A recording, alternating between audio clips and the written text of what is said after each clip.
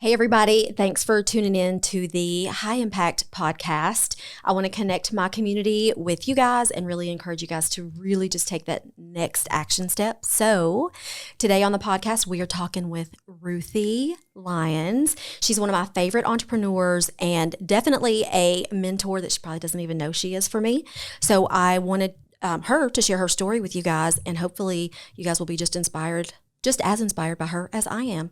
So Ruthie, thank you so much for being here. Thanks for inviting me. Thank you. You know that I would hope you know by now, I look up to you so much. You blazed a trail and we will get there. I don't know why I'm a hot mess, but okay. That's I think that, and I don't see you as a hot mess, but that's probably, I think we all are. Yeah. And so it's probably really relatable, but you have inspired so many, myself included. Okay. But let's start with who are you and what are you all about? And just tell me a little bit about yourself. Who I am, I think changes. I always seem to, year over year, just find that I have changed into somebody else for the better. But I am a wife. I've been married for almost 15 years to my husband, Terrence. We have a daughter together. She's a teenager. Those teenage years are a mother. I've heard. She refuses to drive. I just don't know. I don't know. Did you say she refuses to drive? Yeah, this new generation, it's just not important. No, I have another girlfriend that you know, whose son is like that. What is wrong with y'all? I know. I don't get it. I'm like, no, I'm not taxing you around for the rest of your life. Get your life together. Yes. So anyways, so I've got a teenage daughter. She's awesome, though. I'm a mom first, and that has not always been the case. A few years ago, I found myself being an employee first, and that got really old to me. So I got tired of trading time for money and was burnt out with my job. I felt very unfulfilled. So I needed something else, but I didn't know what it was. So I've always had an entrepreneurial spirit. I've always hated working for other people. I knew that about myself, at a younger age. I really didn't know what my path was going to be. So I didn't know where I should be as far as what I should be doing for a living, long story short. So I just kind of, dabbled in a few different things to try to figure it out. And it really didn't come to me what I was supposed to be doing until I had a dream in the summer of 2018. I love this story. But before we get to the dream, do you remember how, because I was thinking about that this morning as I was kind of prepping to get ready for us. Do you remember how we met? I remember the day that we met at the hotel. Leilani, I believe, and I stopped in to see you at the garden. I think it was the Hilton Garden Inn at the time. Mm-hmm. On the Strip. Mm-hmm. So, but I don't remember, how did we, because I didn't just stop in and say, is Ruthie here? So how did we meet before? Yeah. So, I was director of sales. So we connect with different companies in the community, stay in touch, drop off goodies. So I think it was a matter of, this is Hillary and Leilani. We need to put them in our database. We needed to call on them. So I think that's kind of how we started our relationship. Okay. So I remember you were in the hotel business. I was in the apartment business. And people may not figure that out, but the apartment business, especially when you do new construction, is always in need of a hotel partner because of construction delays and things like that. Yep. So we kind of met and we stayed in touch. And then I remember your journey with real estate, which definitely inspired me. And honestly, our jobs were very similar as far as you just helped people with way shorter term housing. That was the only difference. I'm not the only, but that was the major difference. Yeah. But so tell me now about the dream. And I know you were working in the hotel and working a ton. So tell me kind of how all that transpired with the working and then the dream. Sure. So in addition to working in a hotel, I had a skincare business that I was running on the side. And I thought that was going to be my way out of corporate America, honestly. Yep. But it started to make me feel insane because I was like, okay, I'm doing everything that I'm supposed to do to get this thing off the ground. It's been 3 years at the time. It's still not working. This isn't the thing. Right.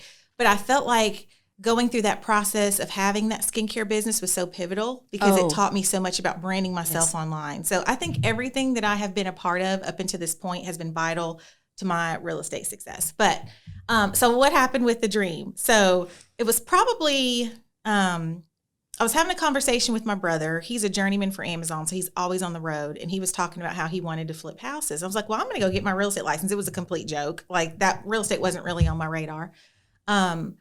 So one random day, one of my hotel clients, and I shout her out because if it wasn't for her, I probably wouldn't be sitting here right now. Her name is Allison Palmer. she invited me to CrossFit, and I don't work out. And I had no idea what CrossFit was, and she did not warn me ahead of time. Oh, that's I like a religion. You need to be prepared. Yeah. All she told, she didn't tell me anything up front. So I went to this Saturday class with her, wrecked my entire life. And then at the end is when she gave me the disclaimer. She's like, tomorrow you're going to be sore, but Monday your body's going to feel like it's dying. And I'm like, girl, why didn't you tell me this on Friday? So I could have made an informed decision to show up with you on Saturday. Yeah, because I probably would have said no. So I ended up going because she, we had a great relationship. We were friends. We're still our friends.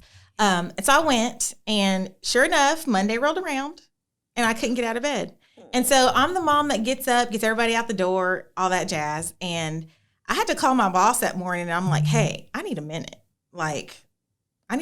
I'm not coming in on time. So I took an ibuprofen, lay back down. Fatima was at school. My husband was already out in Clinton where he works. And I started having this dream. And in the dream, like, I've always been a vivid dreamer, and I always know when I'm dreaming and when I'm not dreaming. Yes. And I can usually like come up out of a dream if I wanted to, just because I'm so aware when I sleep. I'm a really light sleeper. So in this dream, I hear somebody walking up the stairs. All of our bedrooms are upstairs, and at the end of the hall, there's a bonus room. So I hear somebody walking up the stairs, and I'm thinking to myself as I'm dreaming, this is weird because I'm supposed to be the only one here. So I'm trying to wake myself up out of the dream, but I can't. Okay. Like, it's almost like sleep paralysis or something. Like, I physically couldn't move, couldn't wake myself up. And so I'm just laying there like, okay, this dream is getting really weird. So I knew I was dreaming. So I hear like laughter. I hear my husband's laugh, and I'm like, who is he talking to? Like, he's supposed to be at work. This is freaky. So then I'm like, okay, get up and go see who's down the hall. So it's not that I physically got up, but like in my dream, I got up and walked down the hall. And I should have looked back at myself because I had a moment. I'm like, am I dead? Like, because it was just weird, because I couldn't get up. And I opened the door to the bonus room, and I see my husband and myself sitting there. And they're just having I don't think I've ever seen myself. Me either. That's when I had the thought, am I dead? Like, I've never seen myself in a dream. Like, it freaked me out. Like, myself in the dream had on an outfit that I would wear. It was just, she had on my clothes. It was weird. So I walk over because, like, they're just chatting and not even aware that I'm in the room. Like, but I'm here. So I walk over and I stand in front of myself. And this is where it kind of gets like, I have a hard time articulating like the roles. So it never comes out right. But so I'm standing in front of myself, like over myself. She's sitting and I'm standing. And finally she looks up at me and she grabs my hand and she says, you need to stop being so hard on yourself. You're doing a good job. Because at this time I was kind of in this funk, like, I'm a failure, here I am, 32. I hate what I'm doing. I don't feel fulfilled. I'm not being a good mom. There was like so many negatives going on in my life at the time. So then like, I felt such a relief when she said that, but then she also said, you need to get into real estate. It's going to change your life. God. Then I woke up. I woke up out of the dream. I had tears in my eyes. And let me back up because I forget to tell people this part of the dream. So when we moved to Germany, my parents bought this wool blanket, and I still have it till this day. The blanket's older than me. No, actually, I think they bought it before Germany because I was like a newborn. So it's either my age or older than me. And this blanket, like, has bounced around from my mom's house, my dad's house, a divorce. Not my divorce, my parents' divorce. Right. I've never been divorced. Full disclaimer. Let's get that on record. On the record. And so I've kept this blanket. It's my favorite blanket, and it's a blanket. It's wool, and it says "Home Sweet Home" on the blanket. And so the me that was sitting on the couch was wrapped in the blanket. So it's just, gosh, I don't know, like symbolism. Yeah. Yes. So anyways, I woke up from this dream with tears in my eyes. Like, and I immediately called my mom. My mom's kind of like my spiritual advisor. She's kind of the person I go to when I need help figuring out what something means. And I started telling her what the dream was. And she was like, Ruthie, she's like, I don't know what other confirmation you need. You know what you need to do. She was like, because if you had woken up from your dream, you wouldn't have had that dialogue with yourself. So she was like, I don't know what you're asking me for. Like, you know what you need to do. So within 24 hours, I was enrolled in real estate school. And I was like, I don't know how I'm going to run the skincare business, work 50 hours a week, be a wife, be a mom, keep this house clean, keep the kid alive, keep the dog alive, feed everybody. I didn't know how I was supposed to do it, but I knew what I had been praying for and asking for. And as I get older, I learned that when you ask and pray for things, 9 times out of 10, they're not going to show up in the way that you expect them to. And I think sometimes we end up talking ourselves out of things. Absolutely. Just because we're expecting things to show up a certain way. But in this instant, I was so desperate. I was like, I'm not going to do that. Like, I'm just going to roll with this and see what happens. So within a month, I had finished real estate school. And it was in August 2018. I said, okay, I give you a year. By August 16th, you need to leave. You need to be gone from the hotel. So I put my head down, did the work, made the sacrifice. I just posted about this last night on my Facebook page, as a matter of fact. And I looked up, and August 16th, 2020 was my last day of working in corporate America. A year to the date I said I was going to leave. 2019 or 2020? 2019. Yes. I'm sorry. Yeah, because 2018 I got my license. So 2019, that was my last day. And I've never looked back. So I've got a lot of questions, but the first question is, how liberating, or were you nervous? How was it to turn in your notice and then ultimately to get in that car on the very last day from your job? For me, it was a little bit, it was scary and liberating at the same time, because, you know, in corporate America, I could always expect that weekly paycheck to be in my account. And then with real estate, it's like so up in the air. Like, if you're not doing the work, you don't get paid. Because I'll tell you, I bullshitted a lot at the hotel and still got paid. Yep. Hell, I was working my real estate business at the hotel. You know, let's be real. I can say it now. Yep. Now you can say it. So, and it was scary in that aspect, but it was liberating because, man, like, y'all just don't know how many days I just felt just a ball of emotion dragging my ass out of bed and getting there. Like, didn't want to be there. And then hating it there, hating the people there, just having a bad attitude. I'm sure I wasn't the star employee, you know, and I'm sure all that negative energy projected in my work. But I was still always a top producer. I still did my job, but I didn't enjoy it. And as I got in my 20s, I was always chasing money in my career. Like, I've got to make money. I've got to make money.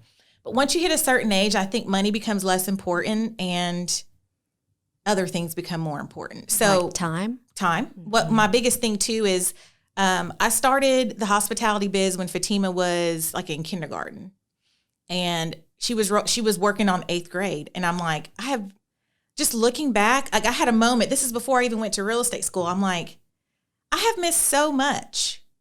And what was the benefit? I'm still miserable. Like, I've never been a car mom. I never got to volunteer and go on those field trips. I'm like, I've only got one kid. I've got one try to get this right. You know, this is it.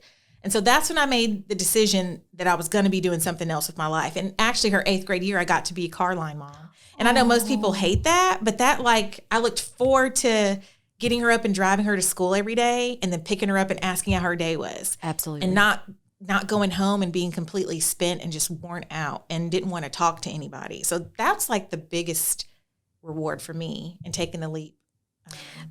I spoke to another girlfriend the other day. She was a property manager also. So for 18 years, she was, you know, in the office. And she said the other day, so she quit her job, you know, and just went straight into real estate. And she said for the other day, for the first time she got to take her son for a haircut, he's 18.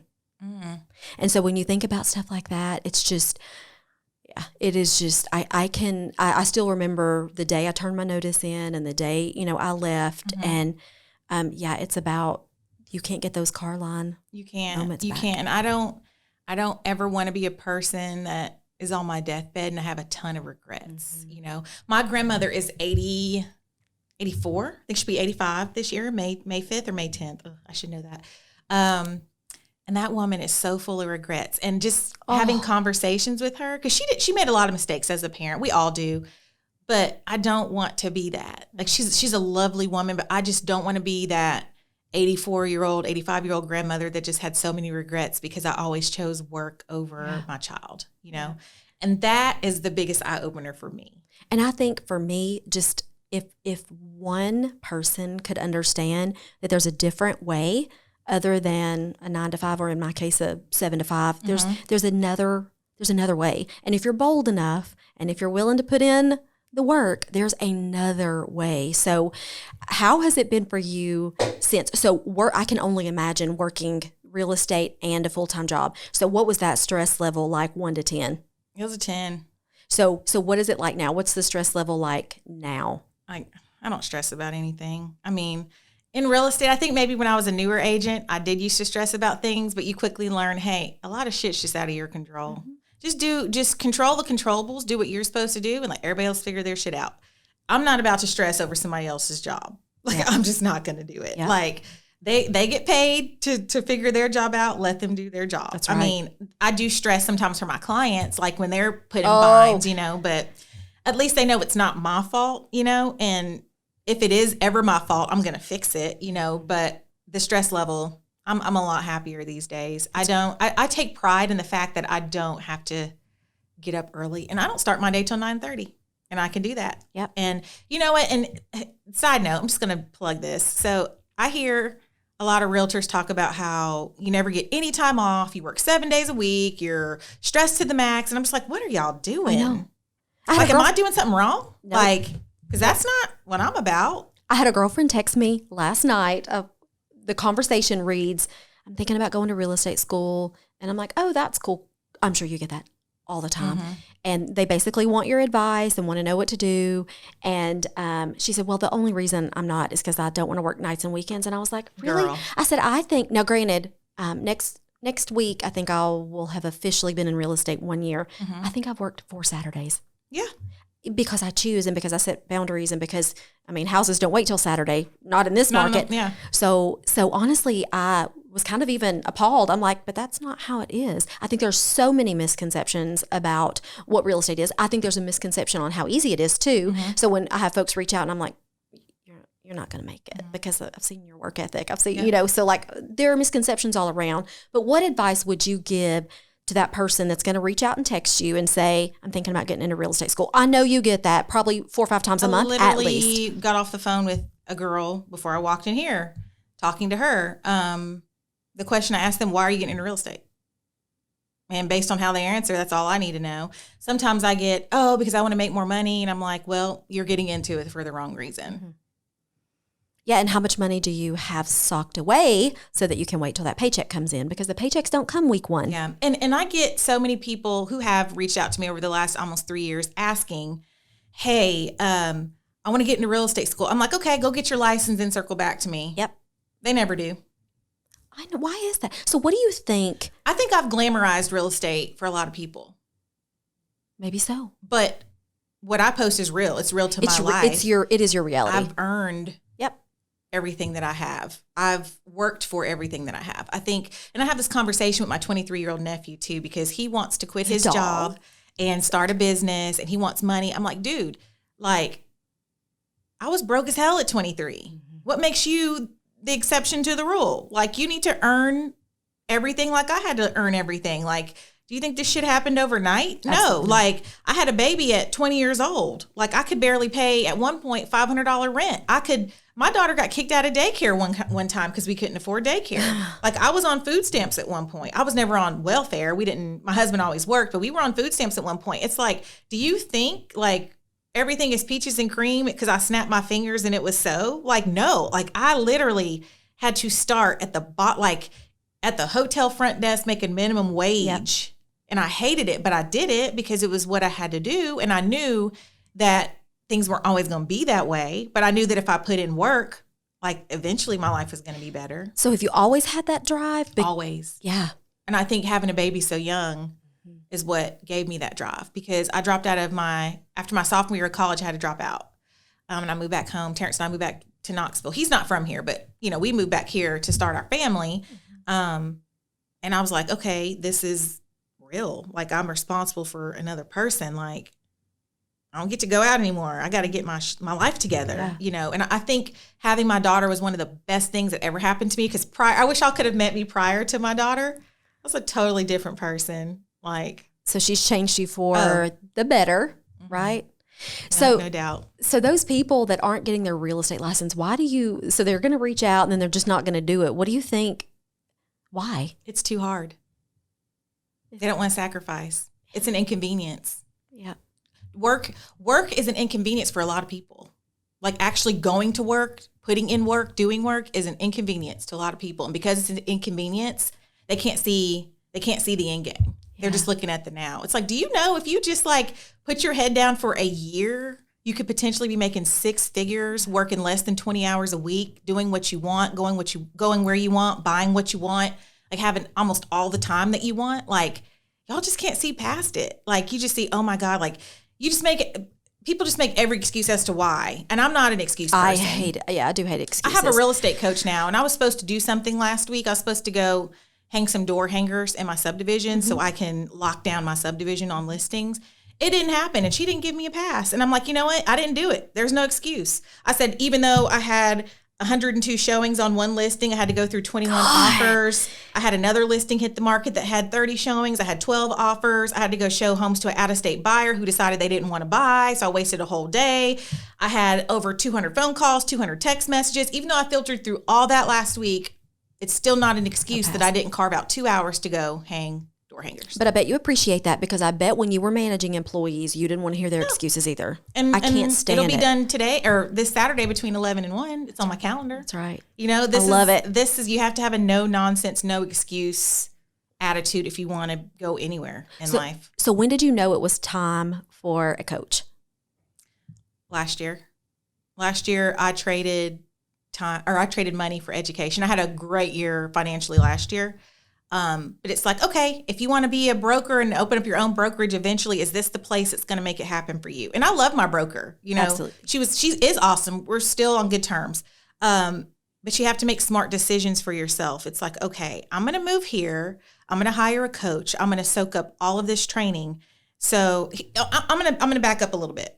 I had a deep conversation with myself last year, in the middle of last year. So how did that go? I said, based off of what you know right now, are you ready to open your own brokerage? I had to ask myself that question. And I was like, if the answer is no, what's it going to take to get to where you need to be to open that brokerage? I'm like, I got to go somewhere and get a coach and get some training. So the end game is your own brokerage. Mm-hmm. So any idea? I think all the brokerages here are so stale and boring. And why? And tell me why you think unethical. That. I'm going to plug that. Some of them are. We won't mention any names. We won't. But that's not what I envision my brokerage is going to be. I don't know what I'm going to call it, but I just know it's going to be a very progressive, very fun, very open, very accepting, very fresh. Like I know what it's going to be, and you guys will get to see it at some point in the future. Any idea of timeline for the brokerage? I hope to be on my own next year. That's awesome. I can sit for my license this summer, so that's great. See, I don't yet have that vision for. I think I may have told you this back in December. I just don't have. I don't yet know that I want the brokerage. Mm-hmm. I just don't know if I want the responsibility. I totally admire other people that do, and brokers are. I mean, maybe one day, but for me, I will always probably work for a broker. But tell me what. So obviously, you've got an agent probably profile in mind as far as like they're going to be. I would guess hustlers. Give me some other adjectives of agents that you might seek. Not a new agent, too much liability. I think with me eventually opening up a brokerage, I don't think it's smart in like my first year or two to do that just because of the liability. But I would say somebody that is into serving others. Like there's one thing I can't really stand is, well, there's several things, but one of the things is a selfish person. And I feel like I pride myself on having a servant heart when it comes to my clients, because that's what hospitality was about. And I think the few things I did enjoy in hospitality was meeting people and just hearing their stories and just helping them. Yeah. Helping them solve a problem, if it was in my power to solve a problem. So I'd say somebody that's more of a servant heart. Somebody, you said a hustler. Mm-hmm. I would say self-starter, I'm sure, just very motivated. Yeah. I'm not into motivating people. I feel like if you have to seek motivation from outside sources, real estate's not for you. Absolutely anyway. Not. But that's because you're intrinsically motivated. I typically am I gravitate toward those people. I don't typically, even friend circle wise, I don't really love the people that need me, because it's exhausting. If they need me to light their fire, it's exhausting. Yeah, can't do it. And I don't really know. Like, I'm willing to have a conversation with anyone. And I'll probably have my husband who works in HR help me pick interview questions when the time comes based off of my profile because he knows me best. Yeah. But because I'll give anybody a shot, but sometimes I have a bad judge of character sometimes when it comes to people. He's better at reading through BS than I am. Yeah, my husband is too. I have a bad initial read. Mm-hmm. My husband can always pick up the initial, and I'm like, you're totally wrong. She's really cool. And then he's always right. Yeah. Always right. Yeah. So I get that. Yeah. And I think I want to keep it small and exclusive. Like, it's going to be a privilege to work in the brokerage. I think you could do a lot to change really the, because agents are burned out with commission splits, or they're burned out with brokers that are unethical, or maybe just aren't innovative. So I think there's definitely a place for somebody who's new and fresh and different and innovative and fun. Oh my God, the job can be really stressful. Because just think about working in corporate America. Like, you have so many ideas to bring to the table, but nobody gives a shit because you're not in charge. Yeah. And that's not what I want my brokerage to be about. I want to have an open mind and get feedback. Like, what did you hate most about your job in corporate America? Okay, that's not what we're going to do here. Let's do it different. Yeah. That's kind of what I'm going after. Love it. Yeah. Another thing I'm loving is the YouTube. So I love that you're doing that. Tell us where that idea came from. Have you wanted to do that for some time? And what we can expect to see on the YouTube channel. Yeah. If you go back and look, I started that channel in 2018. Did you really? Yeah. Yeah. No, but it didn't happen. I think when I got into real estate, I was like, I knew I needed to start a YouTube channel. I have a mentor, like you said, she's kind of my mentor. I don't know if she knows she's my mentor, but she lives in Texas.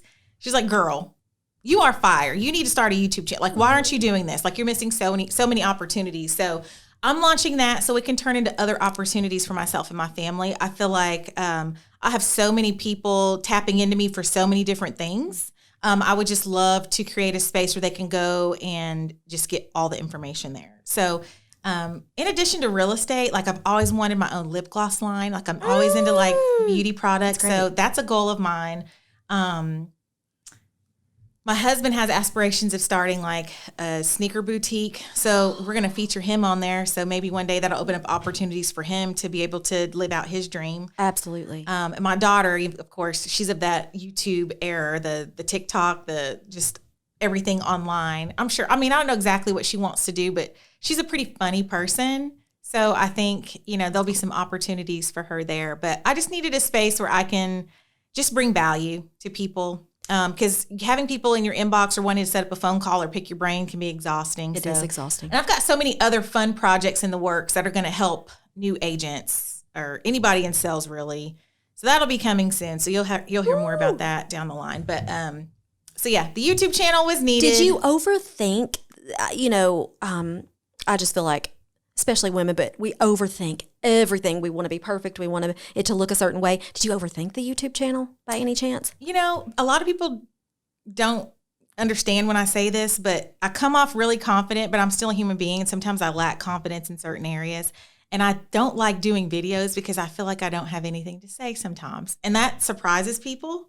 But it's like, I feel like I don't want to put anything out there. I don't want to do a video. If I don't have anything important to say, I just don't want to do it because I know what it's like to have your time wasted. Yeah. And I don't like people wasting my time. So that's why I'm like, okay, if I'm going to do this, I'm going to do it right. I'm going to really think out what I have to say. How is it going to be of value to other people? Like, what's the point of it? Like, it needs to be very organized. And I think that's where my type A comes in. It's like, if it's not perfect, and that's the thing, that's the thing I struggle with.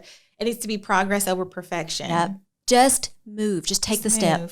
So that's what I did. And Brian challenged me to record videos. It took me like 3 hours, but I did a 50-second video in 3 hours. I love it. Brian is going to stretch you. He's definitely going to stretch you and challenge you. And, but it's forward. It's forward moving, thought provoking. I'm all about being stretched this year. Good. My real estate coaches challenged me to do some things I really don't want to do, but I'm going to do. Like the door hangers? Was that something you're like, I'm not and doing knocking on my neighbor's doors? Like, I don't like people knocking on my door. I have a sign at my door that Jordan made that says, don't knock, don't ring the bell. It upsets the dogs, which upsets the mom. Yeah. I have that sign at my door, so I feel that. So I don't really know like how that's going to go. Because for one, we have a no solicitation sign. For two, I'm part of a neighborhood Facebook group, and they complain when people ring their doorbells.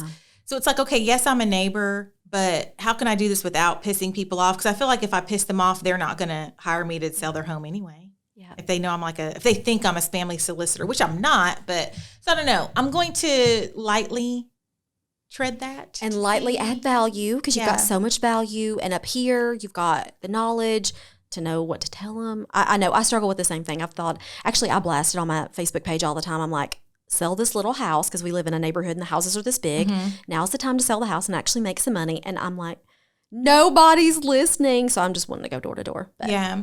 And I've gotten listings in my subdivision before, but it burns me up when I pull in and I see another agent sign in the yard. Happened to me. Yep. A couple months ago. It just bothers me. So I'm like, I've got to win my neighborhood. Like I've lived here for 9 years. Like I've got to make it happen. So I'm going to do what I have to do, I guess. We'll see. I love it. Smart. Yeah. So tell me, one thing I'm really insecure with, like really, really, that you're definitely not, is clothes. So I feel like your YouTube channel, did you mention something that you're going to do fashion advice and things of that nature? So for those of us who, I mean, of course, mine's probably, I was morbidly obese and bullied, so for me, clothes are more than just, it's like, you're damned if you do and you're damned if you don't. You're going to be bullied either way. So for me, I don't give a shit about clothes. I'm going to wear what makes me comfortable. But when I see you, I'm like, I think I've even said to Brian before, I want to have like Ruthie fashion status because I see you and I want to be that, but I don't know where to get started. So I genuinely would not even know where to go. So what fashion advice would you give somebody that doesn't know where to start, whether they're my age, mid 40s, or they're 15? Where would you tell them to start? What's the first step?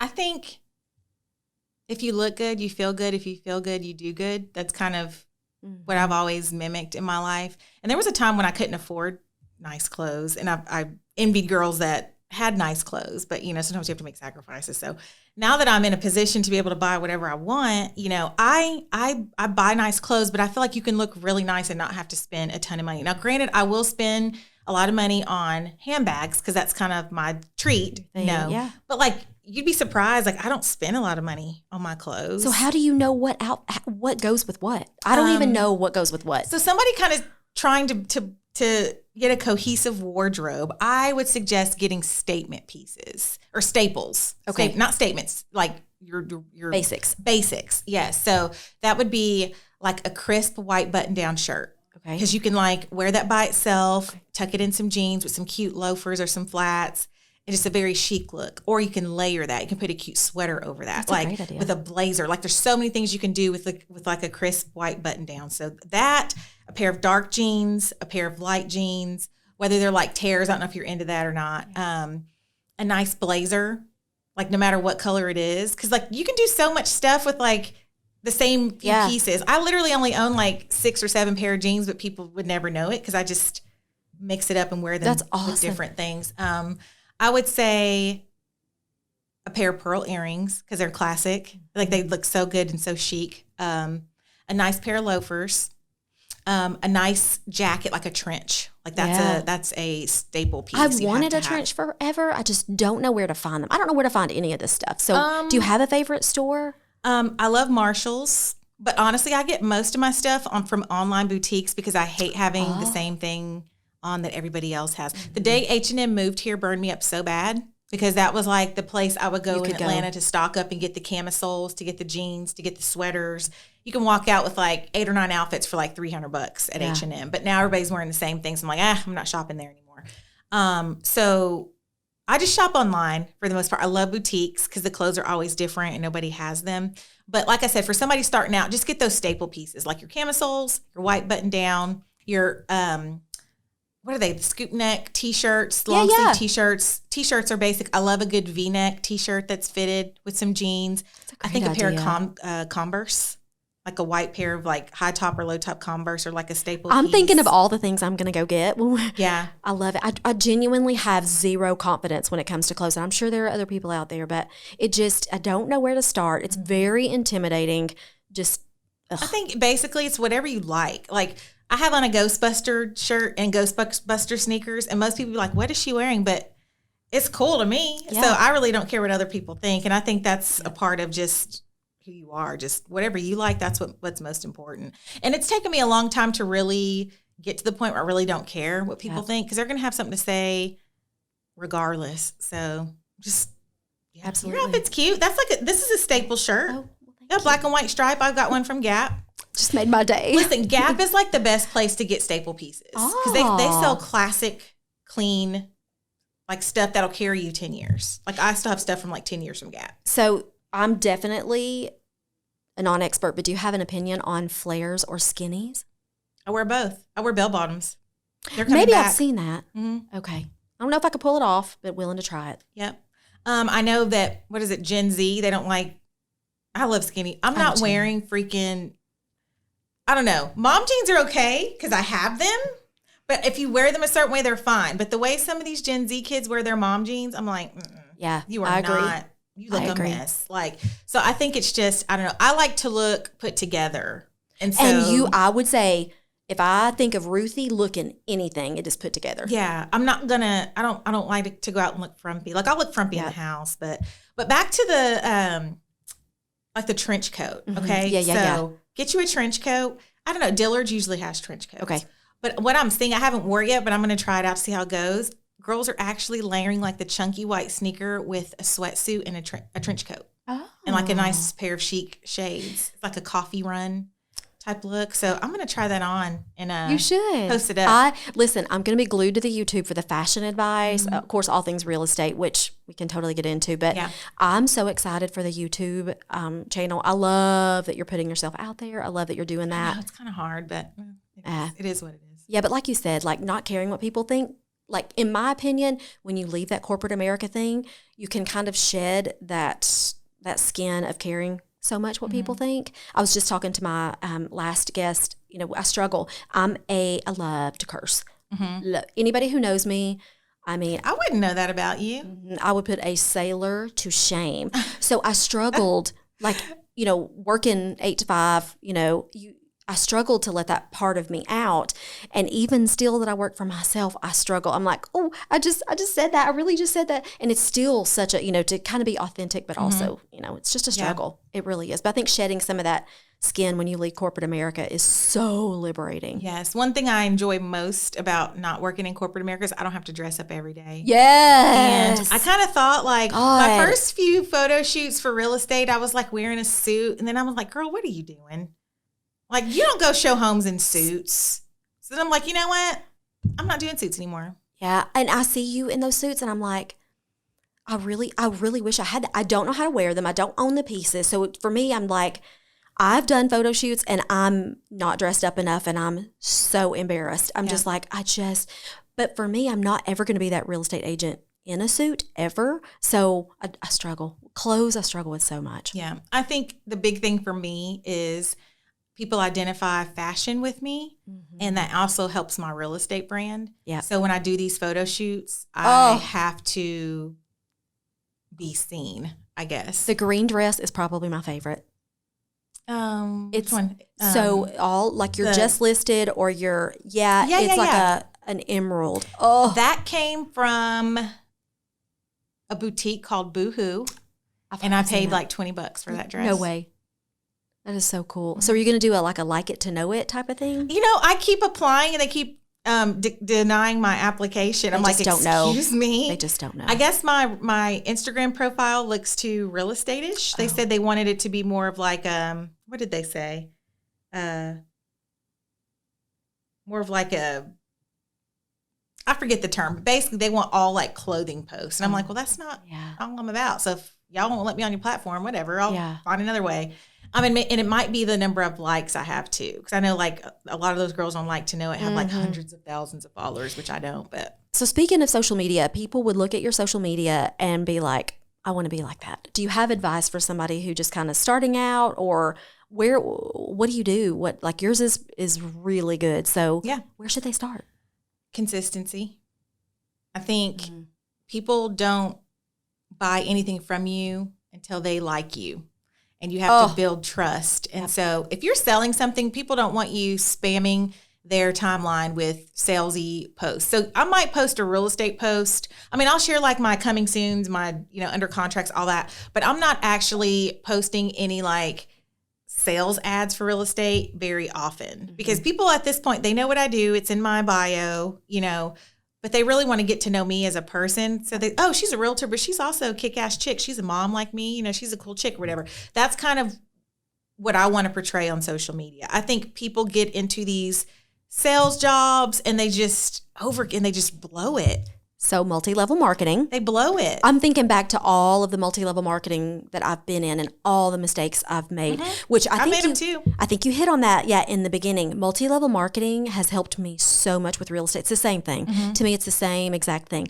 The only difference is now I understand I'm promoting a know, like, trust factor versus a product. And that did not click with me till I was on my 16th multi-level marketing product company. Yeah. So I'm like, finally, I've learned that it's not about the product. It's more about you. And so it's crazy. And it's funny because I still run my skincare business in the background. I'm not as big in it as I used to be, but I have more people inboxing me, like coming to me to buy things than when I was doing it. Yeah, before. And I was having to go after them. Like, I don't know, the dynamics have changed. I do a slight plug about it, like not really putting the brand out there. Like, oh, tell me more about this. Oh yeah, here's what I'm using. Well, I want that. Let's put an order in. Like I'm getting that all the time. And now it's to the point where I'm not like killing myself trying to get orders. It's like, hey, here's the link. Buy it if you want. I don't care. Yep. I love it. I'm not wasting my time on it, but. Let's talk about the real estate market for a second. Okay. Tell me kind of what you're thinking about it, how long you think, I know you get that question all the time. Are we in a bubble? We get that all the time. So tell me a little bit about what you're thinking about the market right now and how your clients are adapting to the market. It's crazy, to say the least. It is absolutely crazy. Just educating my buyers. Honestly, I've been really listing heavy this year, That's awesome. Which is a shift, which is good for me. But you said you put that out there. I did put that out there. But I still have buyers. I still have a lot of buyers, tons of buyers in my pipeline too. Just really educating them on if right now is the right time. Because I am not doing this. I honestly love selling real estate. I love this job. It makes me happy. It makes me feel fulfilled. So, and I make good money regardless, but I'm not doing this. I'm not going to put somebody under contract just to make a buck. I'm not going to do it. So I'm having a conversation with some of my buyers because I do have a lot of buyers shopping under that $200,000 price point, which is hard, toughest. And I'm like, look, I don't know if right now is a good time for you to buy a house. And I'm telling you this because I love you and because you don't have any money and because you're going to have some money. Yep. You're going to have some money. Gone are the days, right? At least right now, gone are the days of asking the sellers to pay our closing costs. Yep. That's a hard conversation. Gone are the days of not having cash reserves in case it doesn't appraise and bringing that cash to the table. Gone are the days of putting 15 contingencies in an offer. Like if you don't have a clean cut offer where you have cash to pay for everything, and sometimes, not that I recommend it, but waive your home inspections because I've seen it happen. It's going to be really hard for you to get a house right now. Yep. So you might just need to lay low.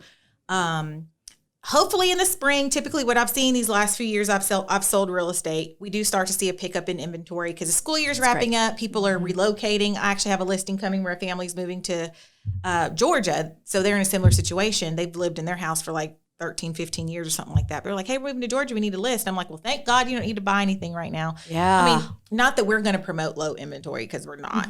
There's still inventory out there, but you just have to be a different kind of buyer right now and really trust your agent and listen to what we're saying. Because if you don't listen, you're probably not going to get the house. I feel like buyers are, especially the first-time home buyers or those buyers who haven't bought in a long time, maybe since the recession, they are of the mind that they are just going to think about it. So I will have that full conversation with them way before we go out and look. I need a thumbs up or thumbs down, and I need it in the yard when we get outside.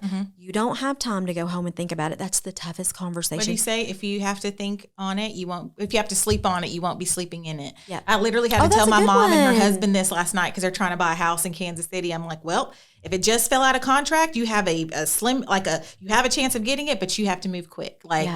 So right now you need to make a decision. They went ahead and put an offer in. I don't know if they got it or not. I need to call them. But yeah, so, and I guess this too, and you might disagree when I say this, but I understand that buying a house is a big decision, but quit dragging your parents. Yes. Your parents bought their house 30, 40 years ago and the market was totally different. I have so many first-time home buyers blow deals because of their parents. Like blow good deals because of their parents. Like you really need to trust your realtor. Yeah.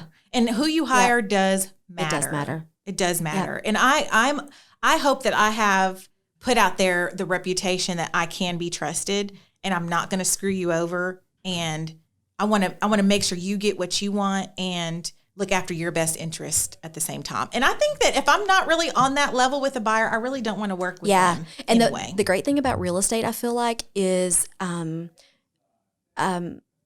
more you're in it and the more reputation you've built for yourself, you actually start to be able to select who you want to work with.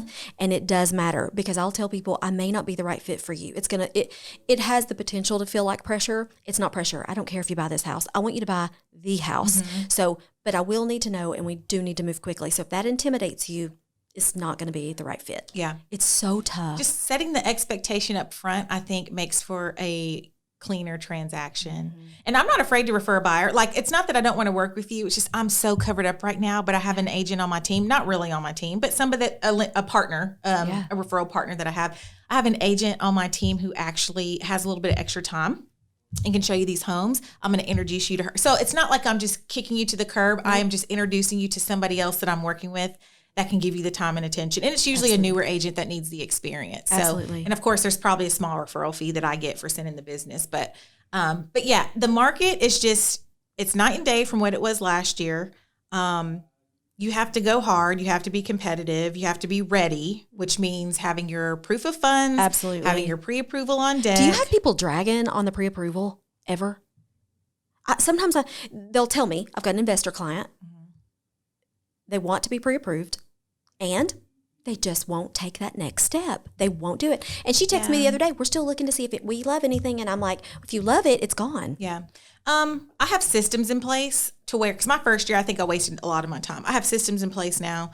It's like, hey, if you reach out to me because you want to work with me, okay. Have you talked to a lender? No. Okay. Do you want me to email you a list of my preferred lenders? Sure. Okay. Well, once you get pre-approved, get the letter from the lender and then call me back. From there. Yeah.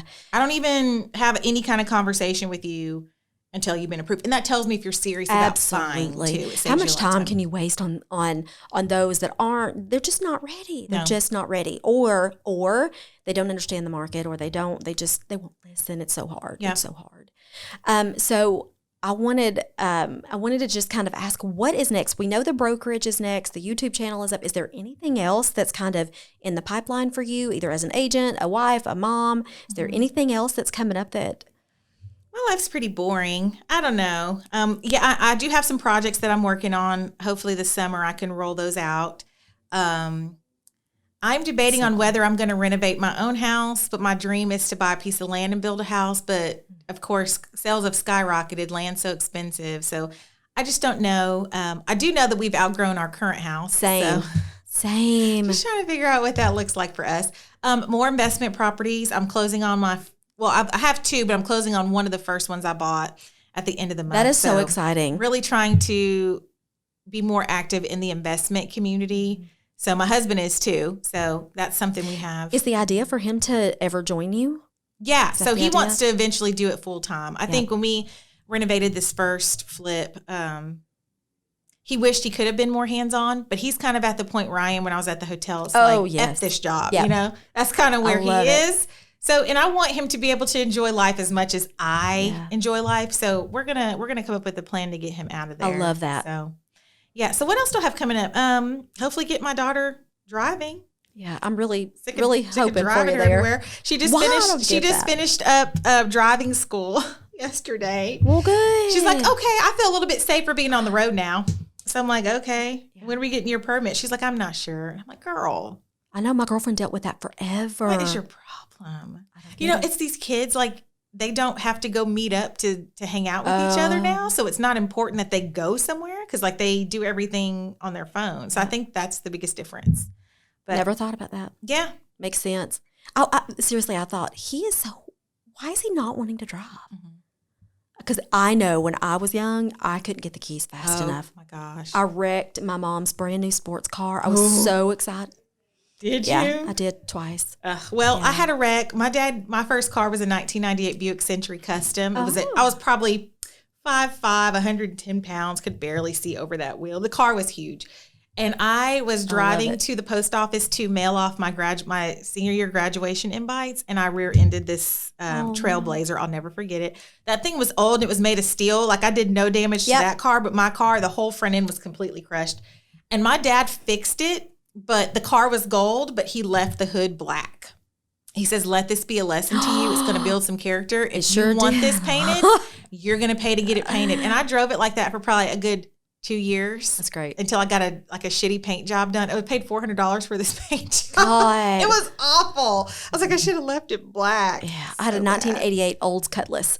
Oh, it was like driving two sofas. Yeah, it was a great ride. Old, yeah, those old cars are nice though. Oh, but you look back and you're like, I'm so appreciative. And my daughter's like, Mom, I want a Hellcat. I'm like, girl, you need to build, you of all people, we need to build some character. We need to get you driving. You're going to get a bucket. You're going to get a bucket. So I'm giving her my old Mercedes, the old SUV. I kept it because I got a new one. Yep. And she's like, I don't want to drive that. I'm like, you are just like, are you kidding me? Are you kidding me? Oh my gosh. How about you get nothing? Like, we're going to teach you a lesson. Or how about we go get you like a Geoprism from like the loudest early 90s car we can find that leaks oil and has like exhaust. Yeah, that's going to be, if you keep it up, that's what you're going to be driving. Most kids would love that Mercedes. I know. I would have. Are you loving the new Mercedes? I'm loving it. Did you get the tire fixed? Yeah, and I had another little incident the other day. No. Yeah. Oh. So a box truck, we're going 40 east, like 60 miles an hour, and his window, like the driver door window, just busts out on the interstate, and all this glass comes flying at my car. And I have like 15 chips in my windshield, and it's chipped some of the paint off of my hood and my bumper, y'all. Like, oh no! And it took me 2 miles to pull him over.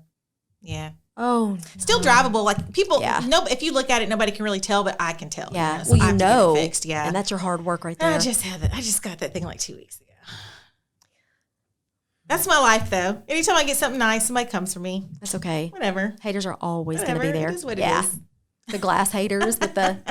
Well, I'm glad it's. I'm glad the Mercedes is like that's a car for me that to me I just see a status. You know what I mean? I think a lot of people are like that. So it's my dream car. Yeah, they're very rare. They're hard to find. Yep. So it's an AMG. What is it? An AMG. It's a GLE 43 AMG version. So I've been looking for it for like a year. And nobody in Knoxville has them. Like, you have to go to Atlanta, which we usually buy our cars. We got our Tesla in Atlanta. Yep. So I was like, I'm going to have to go to Atlanta and get this thing, but I couldn't find one that didn't have, like, high miles or wasn't the right color.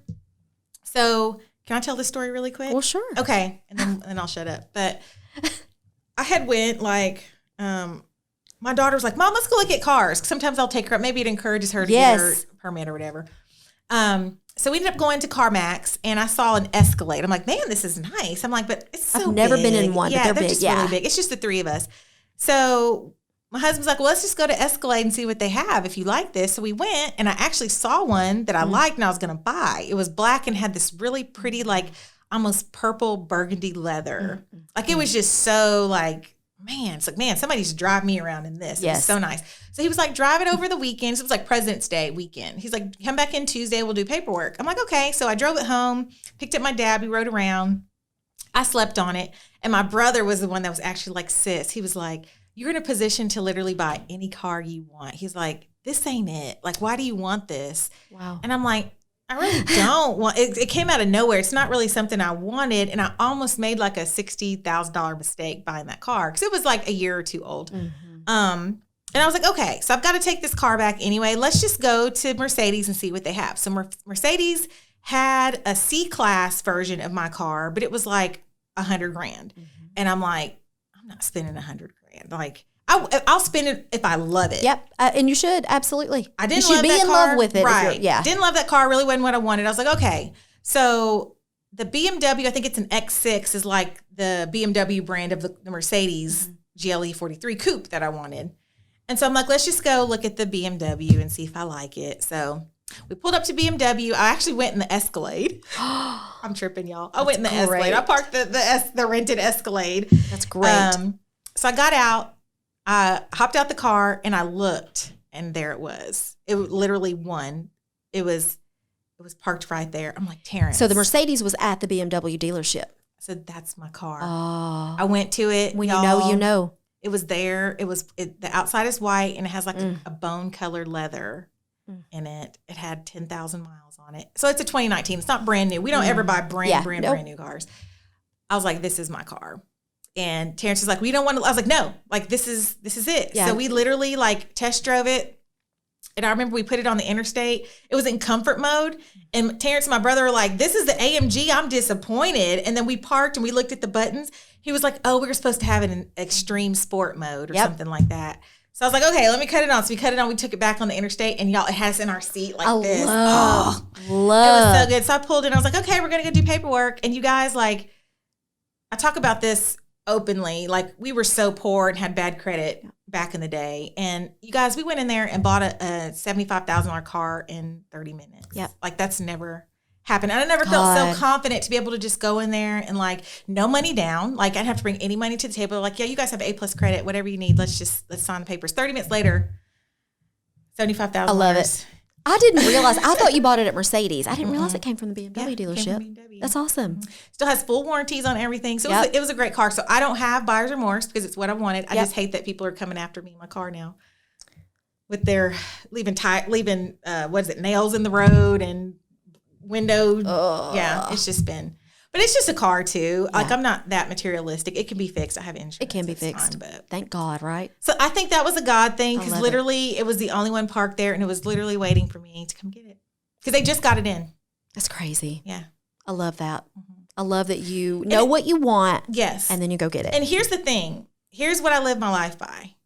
I think God literally lines up everything perfectly for me ever since I got into real estate. Like, I didn't know how I was going to make a lot of things happen, but provisions have always shown up when they're supposed to show up. Like, you know, just dropping people back in my life, you know, when I need them to help me navigate a certain situation, bringing me clients, like just opening up so many doors for me. So I have no doubt, like, this was the car for me. Absolutely. Like, because it was just there right on time. And again, when you know, you know. And you should, I just believe you shouldn't really doubt that. No. Because we grow up doubting. We grow up, I grew up money scarce, you know, all that. So you just doubt. I can't afford it. I shouldn't afford it. Yeah. Why not? Yep. Yeah. So I'm kind of stressing over the house thing, but like, you know what? Whether we get the opportunity to build or buy a house and renovate, when it's supposed to show up, it's going to show up. So I'm not going to stress over it. And you know a great agent. Yeah. So there's that. Yeah. That's what I say. Every time I threaten to put my house on the market, I'm like, I've got my own sign. I could just stick it out in the yard. Right now. I know. We could do it right now. Well, tell everybody where they can find you and follow all of the fashion, all of the real estate, and all of the Ruthies. So my YouTube is Lifestyle with Ruthie. There's not much there yet, but more content. It's coming, right? It's coming. Ruthie the Realtor Knox on Instagram, and my Facebook page is private, but as long as you're not a local Knoxville realtor, you can always follow me on Facebook. It's Ruthie Lyons. I love it. Well, thank you so much. Yeah, thanks for having me. This was fun. So it was fun, and I hope you'll come back, and we're going to talk about all of the things. Once you get the brokerage and once you're doing all that, I really would love an update on all that. Yeah, I'll come back and give one for sure. Awesome. Well, thank you guys for tuning in. Again, we just want to connect all of you guys to our community. So stay tuned. More high impact podcast episodes to come. And Ruthie, thank you so much. You're welcome. Thanks for having me.